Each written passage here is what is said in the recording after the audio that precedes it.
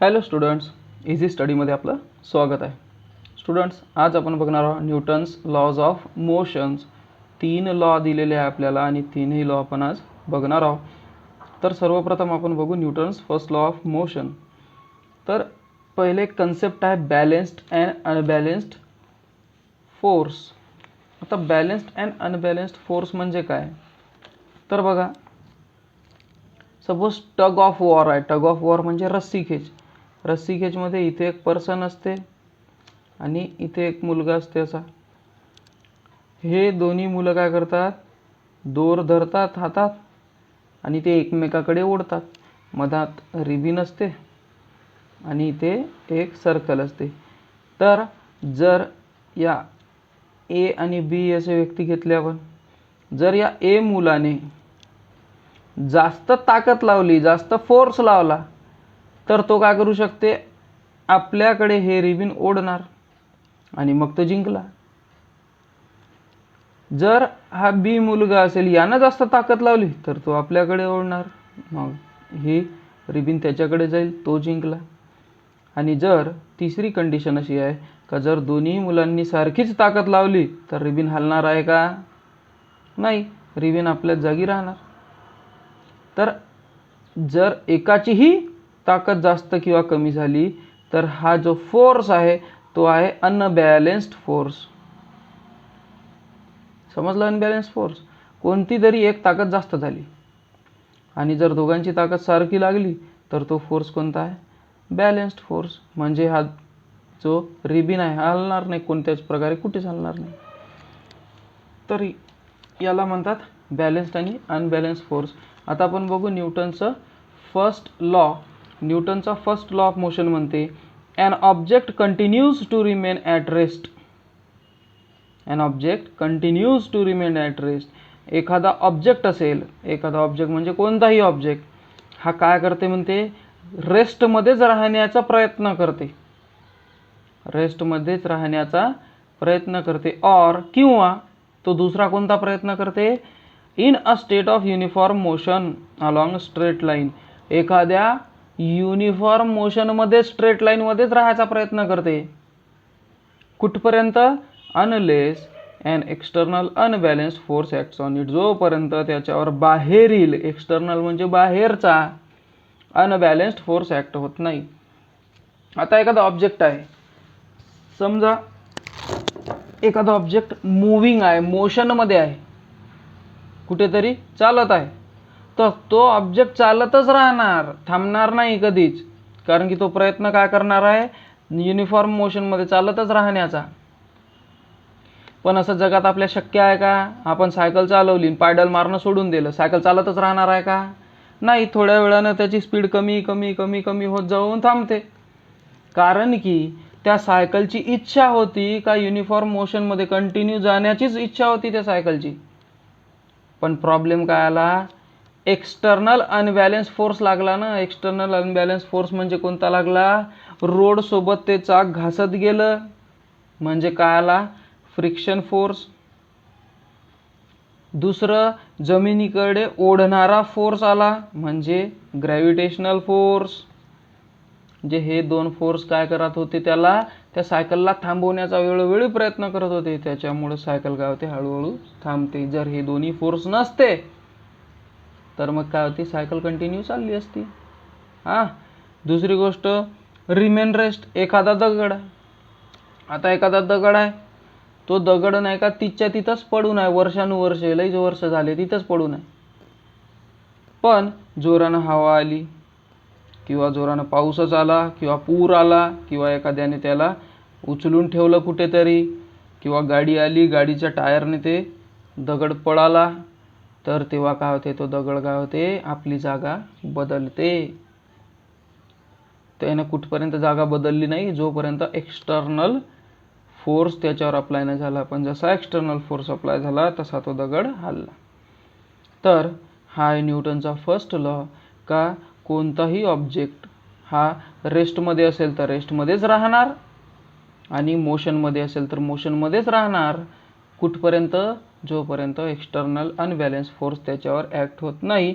आणि या फिनॉमिनाला म्हणतात इनर्शिया. इनर्शिया म्हणजे त्या ऑब्जेक्टचं जडत्व, म्हणजे त्या स्टेटला म्हणतात इनर्शिया. म्हणून न्यूटनच्या या लॉला, फर्स्ट लॉला सुद्धा काय म्हणतात, लॉ ऑफ इनर्शिया सुद्धा म्हटल्या जाते. मोशनमध्ये असेल तर मोशनमध्ये, थांबला असेल तर थांबलेलाच असेल. ठीक आहे, तर हा लॉ ऑफ इनर्शिया. दुसरा न्यूटनचा लॉ आहे, Newton's second law of motion. तर हा दुसरा जो मोशनचा लॉ आहे न्यूटनचा, तो आहे मोमेंटमवर डिपेंड आहे. मोमेंटम म्हणजे, momentum is the product of mass and velocity. Mass आणि व्हेलॉसिटी या दोघांचा जो प्रोडक्ट आहे त्याला मोमेंटम म्हणतात, आणि याला आपण डिनोट करतो पी ने. मोमेंटमला गती सुद्धा म्हटले जाते. तर मास आणि व्हेलॉसिटी या दोघांचा जो प्रोडक्ट आहे त्याला मोमेंटम म्हटले जाते. आणि momentum is a vector quantity. दोन क्वांटिटी असतात, स्केलर आणि व्हेक्टर. स्केलर क्वांटिटी म्हणजे जिथे डायरेक्शनची गरज नाही, आणि व्हेक्टर क्वांटिटी जिथे डायरेक्शनची गरज आहे, जिथे आपल्याला दिशा लागते, आणि आपल्याला माहीत आहे व्हेलॉसिटी दाखवण्यासाठी एक डायरेक्शन पाहिजे, माहीत पाहिजे आपल्याला डायरेक्शन. जर डायरेक्शन नसले तर मग तर स्पीड म्हणतो आपण, पण डायरेक्शन असेल तर त्याला व्हेलॉसिटी म्हटले जाते. तर मास आणि व्हेलॉसिटी या दोघांचा प्रोडक्ट म्हणजे मोमेंटम. तर दुसरा लॉ काय म्हणते न्यूटनचा, the rate of change of momentum is proportional to the applied force and the change of momentum occurs in the direction of force. The rate of change of momentum, मोमेंटमचा rate of change, rate of म्हटलं तर मी तुम्हाला सांगितलं होतं, rate of म्हटलं तर divide by T. Change of momentum, change of momentum म्हणजे momentum मधला फरक. फरक केव्हा माहीत पडेल, जेव्हा फायनल मोमेंटम मधून इनिशियल मोमेंटम आपण मायनस करू. चेंज ऑफ म्हटलं होतं ना, ते चेंज ऑफ व्हेलॉसिटी पाहिलं होतं, acceleration. Rate of change of velocity is acceleration. तर V minus U upon T करत होतो. आता m1 minus m2, final momentum minus initial momentum divide by T. हे काय झालं, rate of change of momentum. हे कोणासोबत प्रपोर्शनल आहे म्हणते, प्रपोर्शनल म्हणजे हा वाढला तर तोही वाढणे, याला म्हणते प्रपोर्शनल. हा कमी झाला तर तोही कमी होणे, याला म्हणते प्रपोर्शनल. हा कोणासोबत प्रपोर्शनल आहे, अप्लाइड फोर्स. हा कोणासोबत प्रपोर्शनल आहे म्हणते, फोर्स सोबत. म्हणजे फोर्स वाढला तर मोमेंटम वाढेल, फोर्स कमी झाला तर मोमेंटम कमी होईल. And the change of momentum, आणि हा जो चेंज आहे मोमेंटमचा हा कोणामुळे ऑकर्स होते, हा कशामुळे ऑकर होते, कोणामुळे पॉसिबल आहे change of momentum, direction of force. ज्या साईडने डायरेक्शन लावला तुम्ही त्या साईडनं मोमेंटम जाते, त्या साईडला मोमेंटम चेंज होते. एखाद्या गाडीला तुम्ही धक्का दिला तर तो धक्क्यामुळे काय होते, गाडी पुढे जाईल, मागे येणार आहे का. मागून गाडीला धक्का दिला तर गाडी पुढे जाणार आहे ना, काहून, कारण की तुम्ही डायरेक्शन काय लावली, पुढे. म्हणून तर गाडी सुद्धा कुठे गेली, पुढे. म्हणजे त्या गाडीचा मोमेंटम सुद्धा कोणत्या डायरेक्शननं झाला, पुढच्या दिशेनं. ठीक आहे. आणि मोमेंटम म्हणजे मास इंटू व्हेलॉसिटी, म्हणजे गाडीचं पूर्णचं पूर्ण वजन आणि गाडीची दिशेनं गती, हे दोन्हीचं प्रोडक्ट म्हणजे मोमेंटम झालं. ठीक आहे. तर हे आहे न्यूटनचा दुसरा लॉ. हे आपल्याला थोडंसं सॉल्व करून दाखवलेलं आहे. Suppose an object of mass m, एक ऑब्जेक्ट आहे ज्याचं वजन म्हणा तुम्ही सध्या मास m, त्याची इनिशियल व्हेलॉसिटी आहे u, आणि जेव्हा याच्यावर फोर्स F अप्लाय केला व्हेलॉसिटीच्या डायरेक्शनने, कोणत्या टाईममध्ये, t, तर त्याची व्हेलॉसिटी झाली, फायनल व्हेलॉसिटी झाली v. तर इनिशियल व्हेलॉसिटी u, त्याचा मास m, mass into velocity momentum, म्हणजे हा झाला काय, हा झाला इनिशियल मोमेंटम p1. आता फायनल व्हेलॉसिटी किती बनली, v. त्या ऑब्जेक्टचा मास किती होता, m, तर मास इंटू व्हेलॉसिटी p, म्हणजे हा झाला फायनल मोमेंटम p2. हा initial momentum mu, final momentum mv, आणि टाईम किती लागला, t. आता आपण त्याचा rate of change of momentum काढू. मोमेंटममधला फरक अपॉन टाईम, आणि फायनलमधून आपण इनिशियल मायनस करत असतो. हे फायनलमधून इनिशियल मायनस आणि टाईम लागला टी. आता दोघात यम म्हणजे मास कॉमन आहे, मास वेगळा काढा, V minus U upon T. आणि rate of change of velocity, rate of change of velocity is equal to acceleration म्हणजे मास इंटू ॲक्सलरेशन. म्हणजे हा जो rate of change of momentum आहे हा काय झाला एम ए. ठीक आहे. आता न्यूटनचा लॉ काय म्हणते, change of momentum occurs in the direction of force and rate of change of momentum is proportional to applied force. म्हणजे rate of change of momentum म्हणजे M A is proportional to F. मी नाही म्हणत आहे, Newton म्हणते. आहे ना, Newton काय म्हणत आहे का rate of change of momentum is proportional to F. आता हा प्रपोर्शनलचा सिम्बॉल काढायचा असेल, या प्रपोर्शनलच्या सिम्बॉलचं मिनिंग काय म्हटलं मी तुम्हाला, हा फोर्स वाढवला तर मोमेंटम वाढते, हा फोर्स कमी केला तर हा मोमेंटम कमी होते. याला म्हणते डायरेक्टली प्रपोर्शनल. आता जर हे प्रपोर्शनॅलिटीचा सिम्बॉल आपल्याला काढायचा असेल तर इथे इथे इक्वल टूचा साईन आणि हा इक्वल टूचा साईन आला तर आपल्याला एखादा कॉन्स्टंट घ्यावा लागते, कॉन्स्टंट घ्यावा लागते. आणि इथे घेतला आपण कॉन्स्टंट के आणि हा कॉन्स्टंट के घेतला म्हणजे एखादी संख्या असते ही कॉन्स्टंट. आणि इथे याची व्हॅल्यू काय आहे, कॉन्स्टंट ऑफ प्रपोर्शनॅलिटी आहे आणि याची व्हॅल्यू 1 असते. म्हणजे याची व्हॅल्यू 1 घेतली तर 1ला सध्या मल्टिप्लिकेशनमध्ये व्हॅल्यू नाही, तर force is equal to M A म्हणजे force also equal to mass into acceleration. ठीक आहे. नंतर मोमेंटमची आता गंमत पहा. आता दोन ऑब्जेक्ट आहे, एक ऑब्जेक्ट आहे मोठा आणि एक ऑब्जेक्ट आहे छोटा. याचा मास आहे m1, याचा मास आहे m2. आता याच्यावर आपण सारखी ताकद लावली, फोर्स लावला, फोर्स दोघाला सारखाच लावला. या दोघांवरही आपण फोर्स सारखा लावला तर हे सारख्याच दुरीवर जाईल का, हा इथपर्यंत जाईल आणि हा इथपर्यंत जाणार आहे का, नाही ना. हा लहानवाला आहे तर हा जास्त दूर जाणार की नाही, आहे ना. तर हा जाते, जो दुसरा छोटासा ऑब्जेक्ट आहे तो काय करेल, या मोठ्या ऑब्जेक्टपेक्षा जास्त दूर जाईल जरीही तुम्ही फोर्स सारखा लावला तर.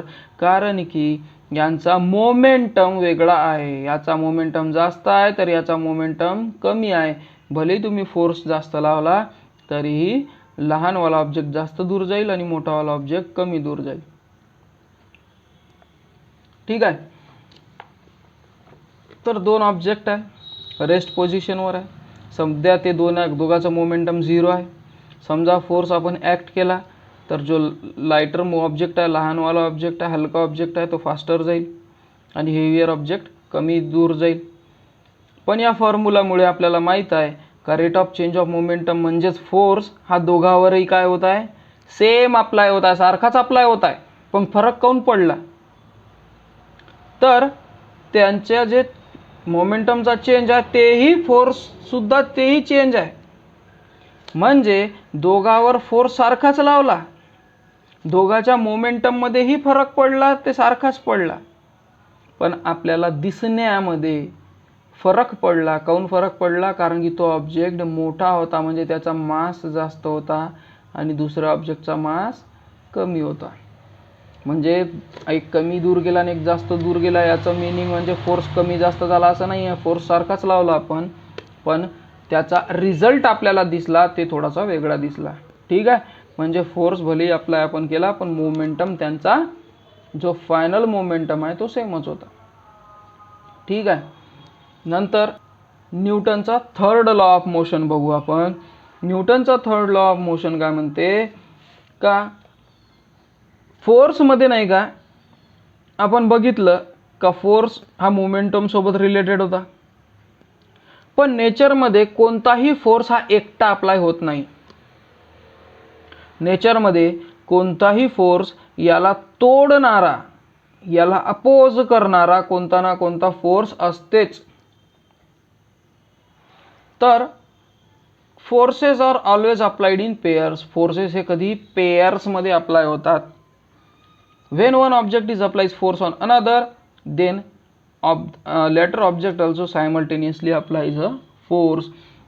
समजा तुम्ही एका ऑब्जेक्टवर फोर्स अप्लाय केला तर तो ऑब्जेक्ट सुद्धा तुमच्यावर फोर्स अप्लाय करतच आहे रिटर्नमध्ये.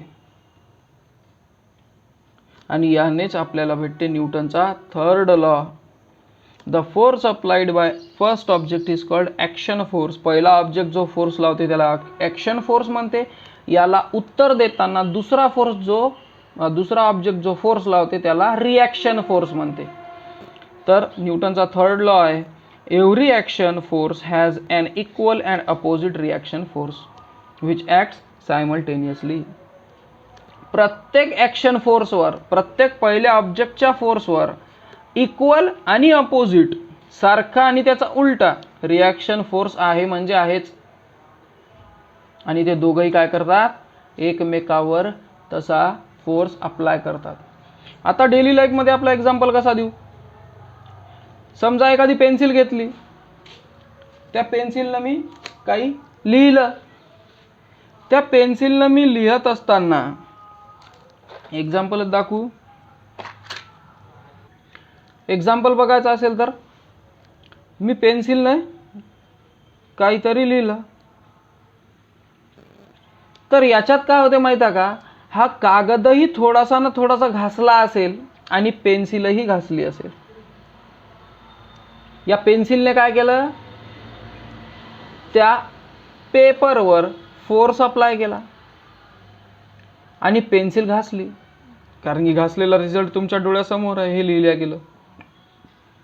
याचा उत्तरामध्ये ह्या कागदानेही काही ना काही उत्तर दिलं, त्याला प्रतिउत्तरमध्ये रिटर्नमध्ये फोर्स अप्लाय केला. या पेन्सिलने जसा त्याच्यावर फोर्स अप्लाय केला, पेपर नाही तसाच फोर्स अप्लाय केला. तर रायटिंग पॉसिबल झाली. नंतर याला जर इरेज करायचं असेल तर पहा, इरेजरचा हा कॉर्नर चांगल्या परिस्थितीमध्ये आहे, नवीनच इरेजर आहे. तर याला मी जर इरेज करायला बसलो,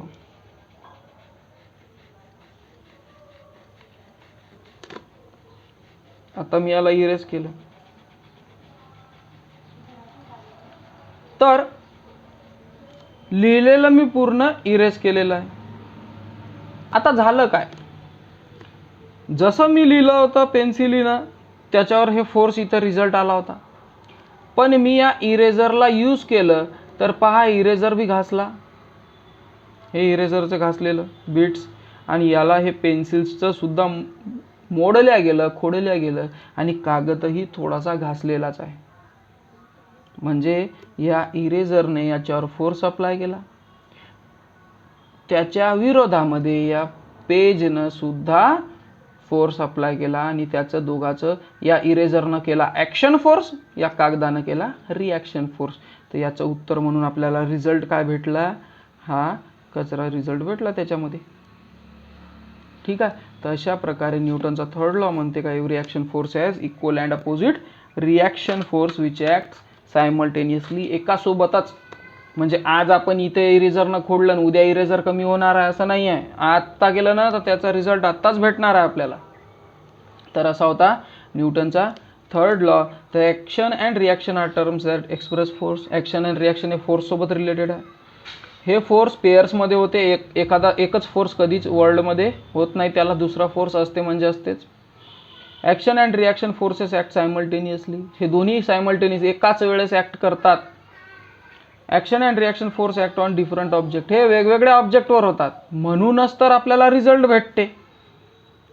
एकाच याच्यावर होत नाही. म्हणजे इरेजर खोडल्या गेला, इरेजर खराब झाला तर कागद खराब होणार नाही असं नाही आहे.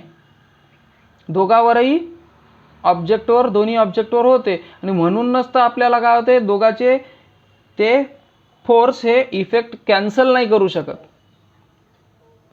म्हणजे एकाच ऑब्जेक्टवर झालं असतं तर कॅन्सल झालं होतं. दोन ऑब्जेक्टवर होते ना, तोही घासला आणि हाही घासला, तर म्हणून आपल्याला त्याचा रिझल्ट भेटते.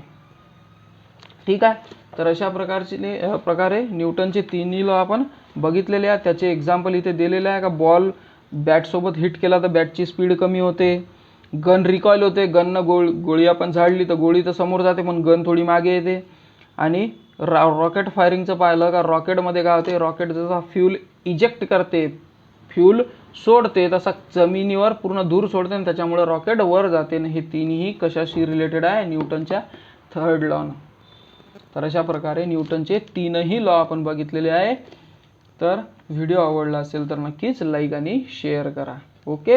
आणि तुम्हाला कोणता प्रश्न असेल याच्याशी रिलेटेड तर कमेंटमध्ये तुम्ही प्रश्न लिहून पाठवा, मी त्याचं उत्तर देईन. Okay, bye.